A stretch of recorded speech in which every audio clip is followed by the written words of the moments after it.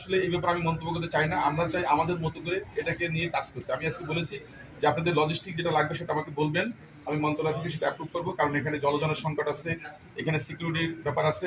But পাশাপাশি কিছু কৌশলগত ব্যাপার আছে সেগুলো আমরা ডিসকাস করেছি। যেমন যেখান থেকে লোকগুলো অনুপ্রবেশ করতেছে লোকালের সাথে, সেইগুলোকে মনিটরিং এর আওতায় নিয়ে আসা। সেখানে আরো সিকিউরিটি বাড়ানো। তো সেগুলো করার জন্য আমাদের বর্তমান যে ম্যান পাওয়ার আছে সেটাই ওকে আছে। কিন্তু আমরা চাই ওনাদের সবার মতামত নিয়ে আমরা একটা পরিকল্পনা করতে, যাতে অ্যাটলিস্ট আমাদের সুন্দরবনের সুরক্ষাটা যেন আমরা নিশ্চিত করতে পারি এবং এখানকার মানুষ যারা কাজ করছে তাদের যে নিরাপত্তা নিয়ে তারা যেন ওখানে মাছ ধরতে পারে বা আহরণ করতে পারে, সেটার জন্য আমরা সর্বোচ্চ অগ্রাধিকার করতে আমি 2016 সালে প্রথম মানে ধাপ শুরু হয় সারেন্ডারের এবং 2018 সালে এটা শেষ হয়। ওই দুটো অনুষ্ঠানে আমি ছিলাম।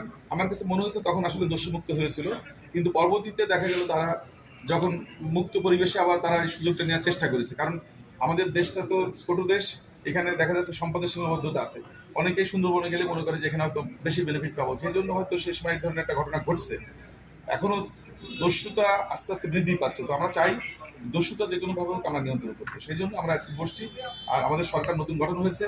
আমাদের মাননীয় প্রধানমন্ত্রী ইতিমধ্যেই বলেছে যে আমরা দুর্বৃত্তায়ন, দস্যু, মাদকমুক্ত সমাজ বা আমাদের যে কমিটমেন্ট, যে রাজনৈতিক যে আমাদের কমিটমেন্টগুলো ছিল মানুষের কাছে, সেগুলো পূরণ করার জন্য আমরা কাজ করবো।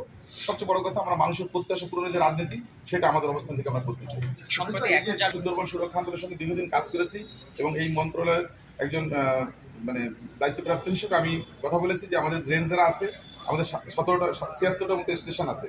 আমরা মনে করি যে প্রত্যেকটা স্টেশনকে আমরা এখন মনিটরিংয়ে নিয়ে আসতেছি যে কোন কোন রেঞ্জে এই ঘটনাগুলো ঘটছে এবং এর জন্য কে কে দায়ী আছে।